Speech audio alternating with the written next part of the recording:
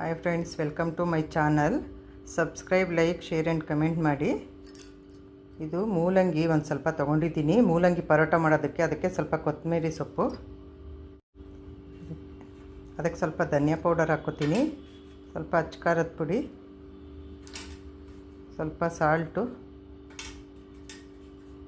ಸ್ವಲ್ಪ ಗರಂ ಮಸಾಲ, ಒಂದು ಅರ್ಧ ಸ್ಪೂನು ಜೀರಿಗೆ ಮಸಾಲ, ಒಂದು ಸ್ವಲ್ಪ ಕಸೂರಿ ಮೇಥಿ ಹಾಕ್ತೀನಿ. ಅದಕ್ಕೆ ಎಲ್ಲ ಮಿಕ್ಸ್ ಮಾಡಿ ಈಗ ಪರೋಟ ಮಾಡ್ತೀನಿ. ಗೋಧಿ ಹಿಟ್ಟು ಕಲಸಿಟ್ಟಿದ್ದೀನಿ,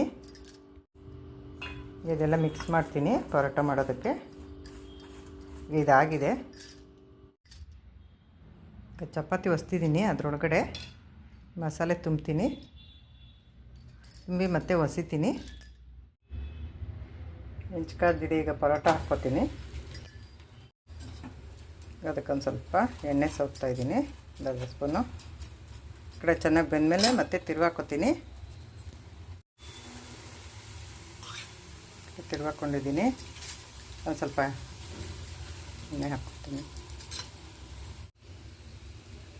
ಈ ಪರೋಟ ಆಗಿದೆ, ಸ್ಟವ್ ಆಫ್ ಮಾಡ್ಕೊತೀನಿ. ಪರೋಟ ರೆಡಿಯಾಗಿದೆ. ತುಪ್ಪದ ಜೊತೆ ತಿನ್ನೋದಕ್ಕೆ ತುಂಬ ಚೆನ್ನಾಗಿರುತ್ತೆ.